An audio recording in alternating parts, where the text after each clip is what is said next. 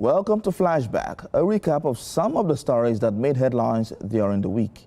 On Monday, the Supreme Court upheld the president's constitutional power to declare a state of emergency in any state to prevent a breakdown of law and order. In a 6-1 split decision, the Apex Court ruled that while such action is lawful, the suspension of elected officials must be for a limited period. Delivering the lead judgment, Justice Muhammad Idris cited Section 305 of the Constitution, which empowers the president to take extraordinary measures to restore normalcy. The ruling followed a suit filed by Adamawa State and 10 other PDP-led states, challenging President Bola Tinubu's declaration of emergency rule in Rivers State. Still on Monday, the Federal Capital Territory High Court sitting in Gwarimpa, Abuja, ordered the former Minister of Labour, Ngige, to be remanded at the Kuje Correctional Center pending a decision on his bail application. Sun adjourned the case after listening to arguments for and against the bail application filed by the former Anambra State Governor. Counsel to Mr. Ngige, Patrick Ikwetu, urged the court to grant his client's bail, citing several reasons, including health concerns. He assured the court that the former minister would not jump bail or interfere with witnesses if released. However, the Economic and Financial Crimes Commission (EFCC) opposed the application. Counsel to the commission, Silvanus Tahil, a senior advocate of Nigeria, argued that Mr. Ngige posed a flight risk. He told the court that the defendant was previously granted administrative bail by the EFCC and allowed to travel abroad for medical treatment, but failed to report back to the commission. The prosecution also claimed that the international passport released to Mr. Ngige to facilitate the trip was never returned. Mr. Tahir further argued that it was only after he was rearrested that the defendants claimed the passport was missing, describing the explanation as an afterthought. He urged the court to dismiss the bail application, describing it as frivolous. After hearing arguments from both sides, Justice Hassan ordered that Mr. Ngige be remanded at the Kuje Correctional Center and fixed December 18th for ruling on the bail application. Mr. Ngige was earlier arraigned by the EFCC on an 8-count charge burden on alleged corrupt practices. He pleaded not guilty to the charges. And on Tuesday in the nation's capital, Dangote Group Chairman Aliko Dangote submitted a petition against Ahmed Farouk, the managing director of the Nigerian Midstream and Downstream Petroleum Regulatory Authority, accusing him of corruption and financial impropriety. The petition, filed with the Independent Corrupt Practices and Other Related Offences Commission (ICPC), demanded the arrest, investigation and prosecution of Farouk for allegedly living beyond his lawful means. Dangote specifically accused the NMDPRA MD of spending over $7 million on the education of his 4 children in various schools in Switzerland over 6 years without evidence of a lawful source of income. He gets that kind of money to pay school fees alone and other logistics on behalf of his children. So we have the right as taxpayers, our client has the right as a taxpayer to present this petition against these excesses of a public officer. Also on Tuesday, the Senate approved the 2026-2028 medium-term expenditure framework and fiscal strategy paper outlining Nigeria's fiscal and budgetary direction for the next 3 years. The Red Chamber also confirmed 3 nominees as non-career ambassadors. The 2028 medium-term expenditure framework and fiscal strategy paper after considering a report by its Joint Committee on Finance, National Planning and Appropriations.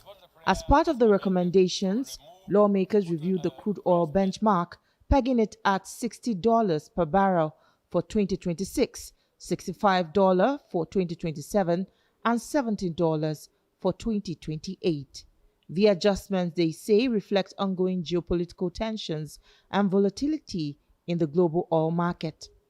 Projected domestic crude oil production was also retained at 1.84 million barrels per day for 2026 and 1.88 million barrels per day for 2027 and 1.92 million barrels per day for 2028. President of the Senate, Godswill Akpabio, described the framework as the fiscal backbone for the preparation of the 2026 federal government budget. Special intervention for recurrent and capital pegged at 200 billion and 14 billion respectively be sustained within this report. Those in support say aye, and those against say nay. The ayes have it. In a related development, the Senate confirmed the appointment of 3 non-carrier ambassadors following the adoption of a report of the Committee on Foreign Affairs. Those confirmed are Lateef Kayode Kolawole from Ogun State, Aminu Mohammed Dalhatu from Jigawa State, and Emmanuel Ayodele Oke from Oyo State. Meanwhile, the Senate has called on the federal government to roll out emergency interventions for Nigerian farmers. The call followed the motion sponsored by Senator Danjuma Kuje of Gombe Central, who raised concerns. The Senate says urgent measures are needed to protect farmers, stabilize the agriculture sector, and guarantee long-term food security for the country.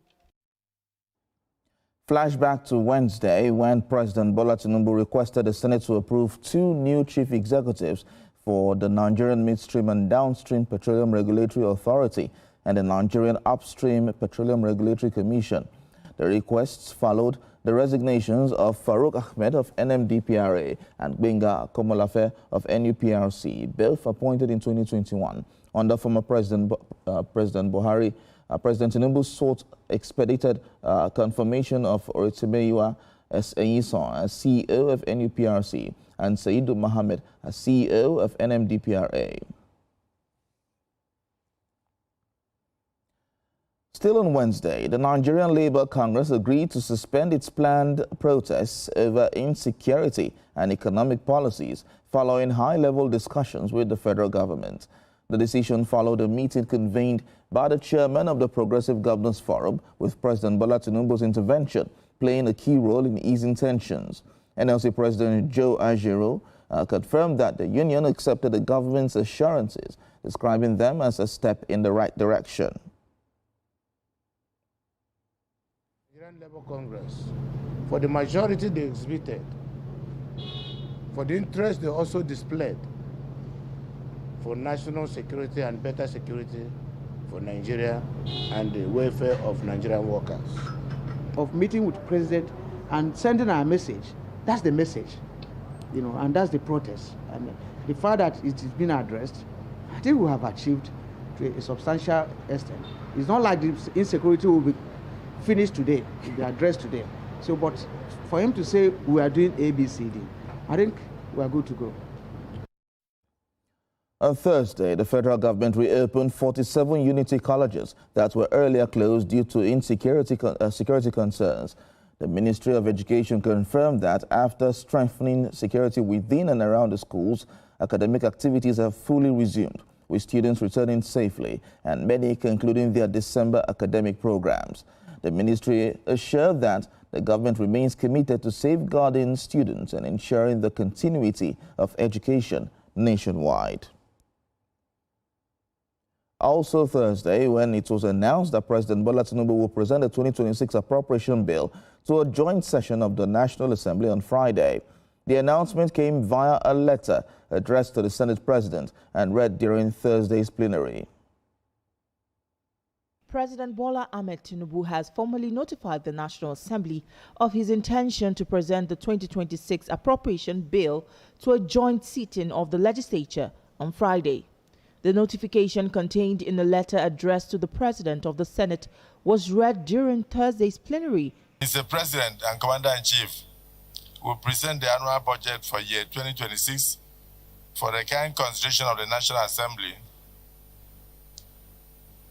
and particularly for the approval of the distinguished senators and honorable members on Friday, 19th December 2025 at 2 p.m. prompt. At the same sitting, the President also sought Senate's confirmation of Oritimeyiwa Enyison as the new Chief Executive Officer of the Nigerian Upstream Petroleum Regulatory Commission to replace Gbenga Komolafe. Similarly, Engineer Saidu Aliu Mohammed was nominated as the Chief Executive Officer of the Nigerian Midstream and Downstream Petroleum Regulatory Authority to replace Engineer Farouk Ahmed, who recently resigned. The two letters are referred to the joint committees. Meanwhile, the Senate confirmed 64 ambassadorial nominees of President TInubu, acting on the report and recommendations of the Senate's Committee on Foreign Affairs. However, some lawmakers raised concerns over the exclusion of states such as the Federal Capital Territory and Zamfara State, urging the president to ensure strict adherence to the federal character principle. I would want us to draw the attention of Mr. President that Zamfara State needs his. We need also to be included in this ambassadorial nomination. To the fact that FCT is supposed to be treated like a state, and we've always had an ambassador, and we're not included in this list. Responding to the concerns, the president of the Senate, Godswill Akpabio, assured lawmakers that their observations would be formally communicated to the president, noting that the list of the ambassadorial nominations has not been exhausted. And Friday came the presentation of the budget by President Bola Tinubu. He declared that all armed groups operating outside state authority would be treated as terrorists, promising tougher security measures, stricter budget discipline, and deeper economic reforms. At exactly 2:59 p.m., President Bola Tinubu entered the venue of the joint sitting of the two chambers of the National Assembly, signaling the commencement of the budget presentation exercise. In his welcome remarks, President of the Senate, Godswill Akpabio, appreciates the timeliness of Mr. President as he speaks to the current security and economic challenges facing the country. And it is important to place on record that the progress we are now witnessing under your administration, sir, has been achieved despite persistent skepticisms, relentless criticisms, and the loud objections of naysayers and traducers who doubted both the necessity and the result of these reforms. These were difficult decisions, yet necessary ones, and they reflect a leadership willing to choose a long-term national interest over short-term benefits and comforts. For more than 30 minutes, President Bola Tinubu held his audience spellbound as he spoke to the challenges of the past 2.5 years. He admitted the dismal performance of the 2025 budget and promised an end to operating multiple budgets. This is a reset, a very hard one. Avoiding abandoned projects, unpaid contractual obligations, and running a multiple budget, both inherited and unfulfilled mandates.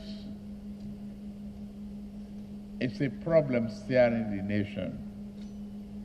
So we are terminating the habit of running 3 budgets on one inflow. Mr. President announced the components of the 2026 appropriation bill tagged Budget of Consolidation, Renewed Resilience, and Shared Prosperity.